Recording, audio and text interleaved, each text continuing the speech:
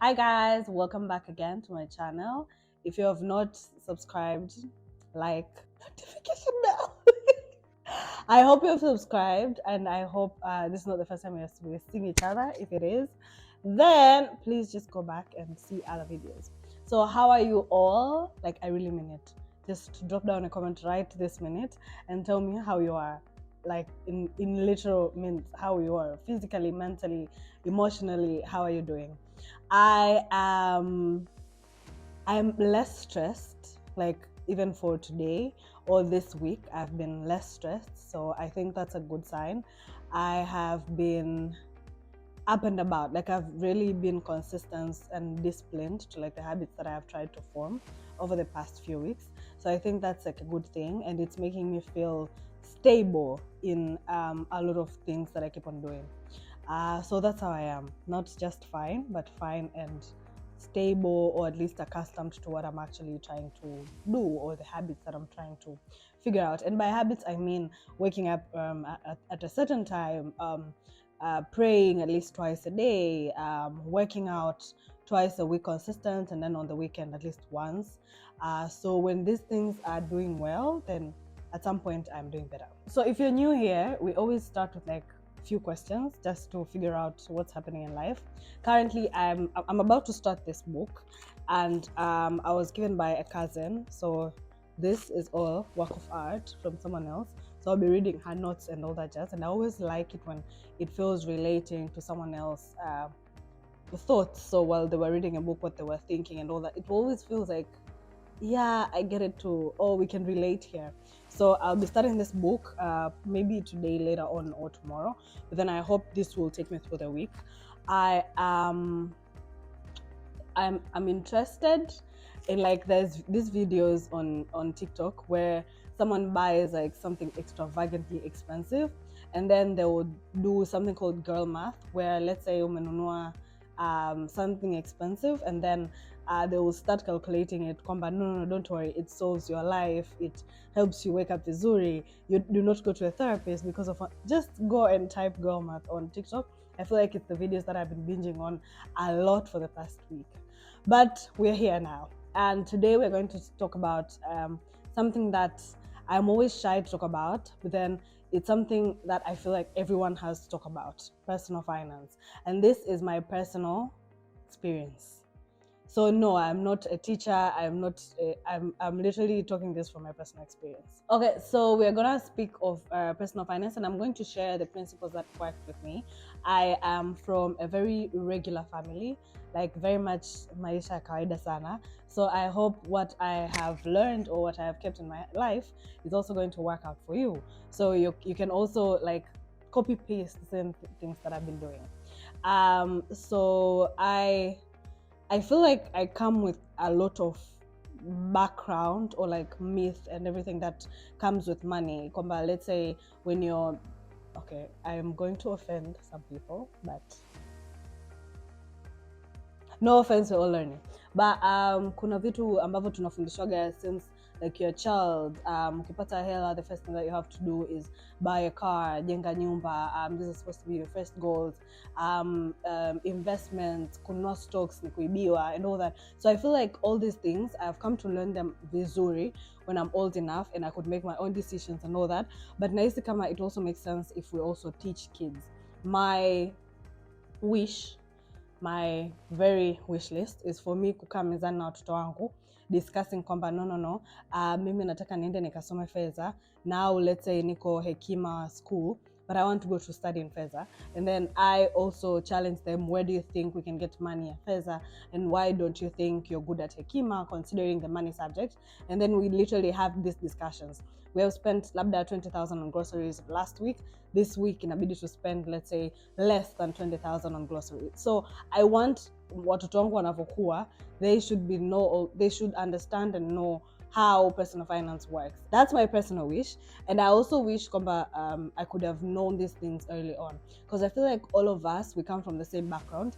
Unatoka unaanza shule, unaenda shule, mpaka unamaliza form 6. Most of the schools don't even allow, okay, all the schools that I've studied don't even allow you to have enough money. So you can't go to school and say you have pocket money 50,000 if like you're not even given the ability to touch cash and have ile kwamba hii hela itaenda hapa, hii hela itaenda hapa, hii hela itaenda hapa while you're younger. Until you're done now, you're coming to university, is when now someone tells you, my dad actually used to tell me, hii hapa ni laki mbili, it's supposed to fit you for a whole month. So now you have to budget it and say, wiki ya kwanza ya pili ya tatu ya nne, how much to spend, where to spend, and how to spend it. So it's like, it's late because now I've already spent my whole life not understanding or knowing money, and then I'm coming now and you're telling me that this whole is my responsibility. I'm supposed to how? So that's why it brings us to a point where ni watu wazima, we have done 1 2 3, but then we still don't know how to make money. So I'm just going to share the principles that has worked with me since I've started getting money, holding money, and I've made also a lot of mistakes. So from the mistakes is when I had now to like understand kwamba moja mbili tatu inatakiwa kufanyike like this and this and this. So my first principle is scripture based, it's Bible based, it's God based. So and it's toa zaka na sadaka. So give out your tithe and offerings. That's like the first thing. And I think in anything in life, the only way that can work with your discipline is when you start with one thing, and then hicho kitu kimoja sasa ndo you start coupling up other things. So when it's money, when you start by saying hii 10%, okay, mimi ni msabato, I hope we know that by now. So 10% ya mapato yangu, so 10% of anything that I gain. So unapata laki mbili at anything you do, and then the 10% of laki mbili itaenda kwenye your tithe. Unapata milioni moja, then 10% of milioni moja itaenda kwenye your tithe. And it's like that with anything. So the more you're disciplined with the one thing, just the one thing, it's the more disciplined, or even you can add more habits. And it's not only on this, you can do the same way kwenye your normal life. So maybe when you start, you say kila siku asubuhi nikiamka nataka nipige push up 5.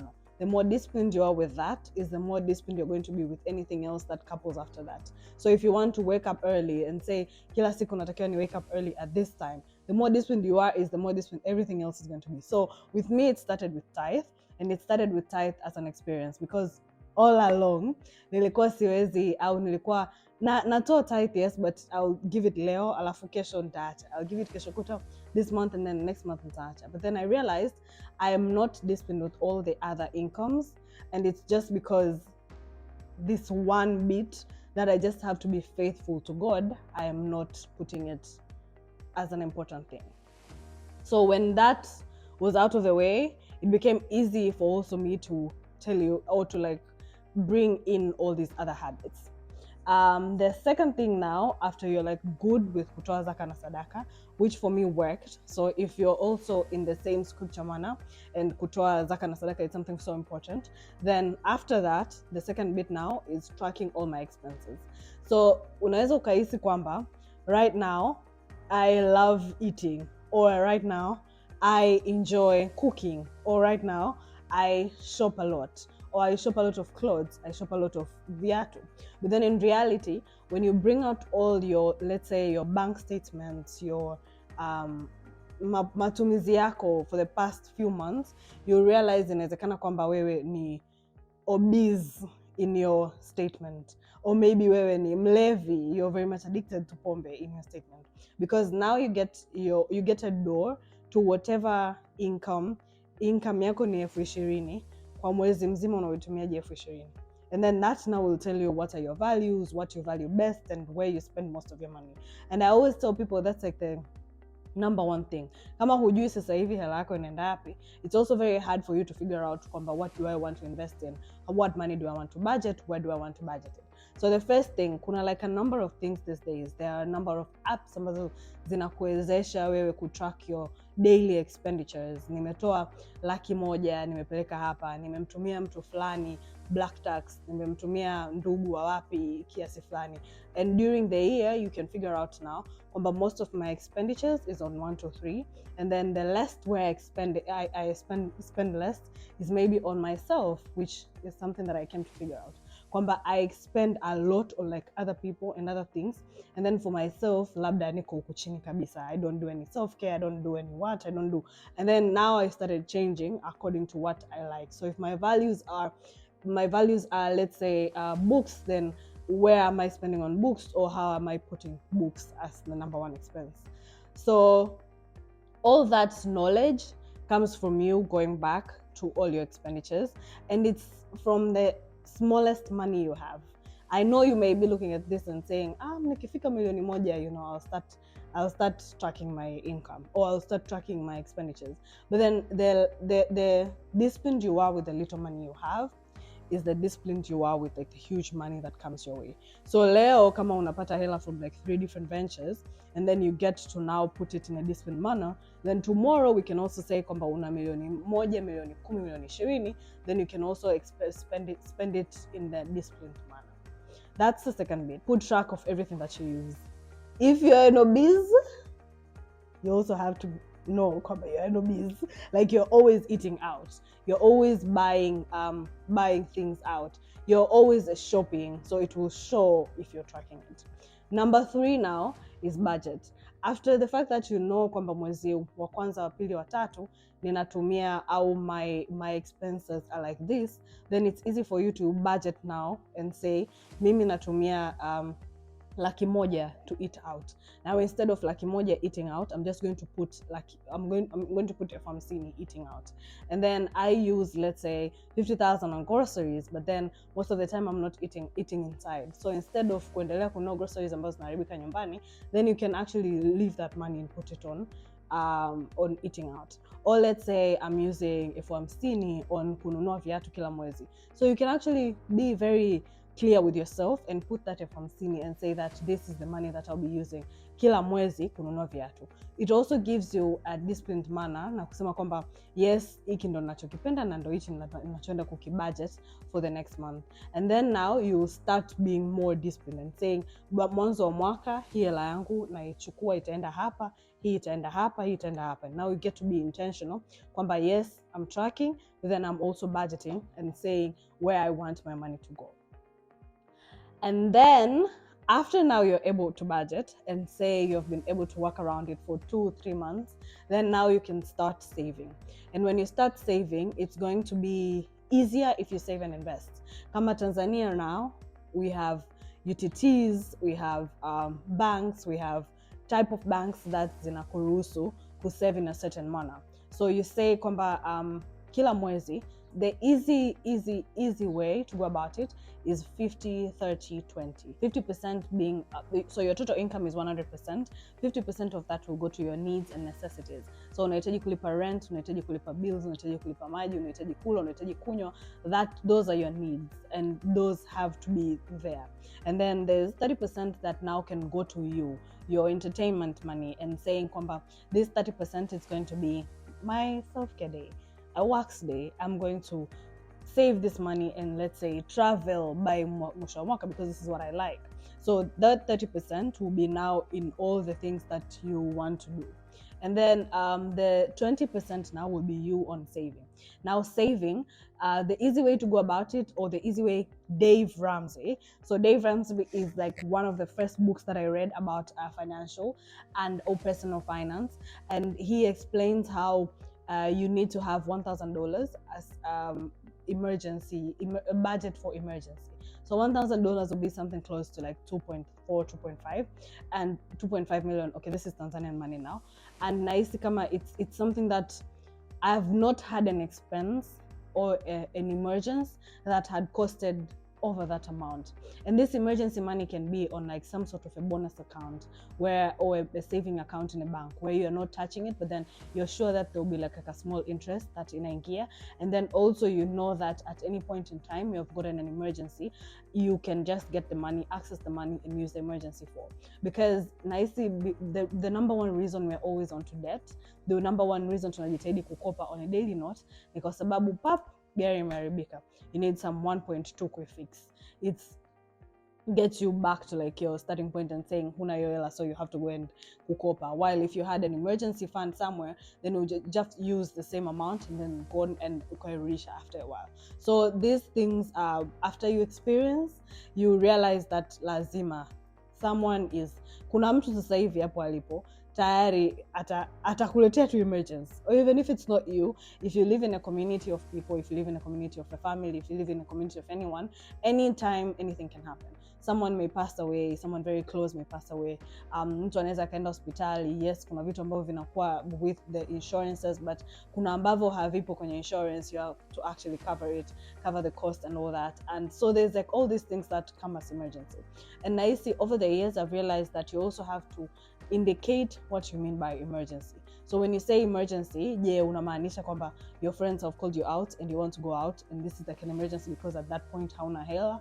Or does it mean that mzazi wako amekupigia anahitaji kiasi fulani kwa sababu anataka asafiri aende sehemu fulani, or aende na mama wenzie somewhere? Like you actually have to go down and determine an emergency ni nini kwako na inamaanisha nini, and what will allow you to go and take your emergency money. And then now, after your emergency fund is set, because your emergency fund is just so important, and it's so important because jamani, we live in like a place, and then we're like very fragile humans. Now you're walking, the next minute mguu umevunjika, mguu umepasuka. Like there's just a lot that happens. So after your emergency money, emergency fund, now you can start saving and investing, because kuna vitu ambavyo kuna mifuko mingi, au kuna like different services and products where allow you now to go and save.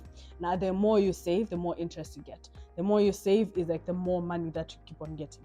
So there's all these type of products. I won't talk of all that now, but I'm here to talk of discipline. So in case of products and everything, find me personally.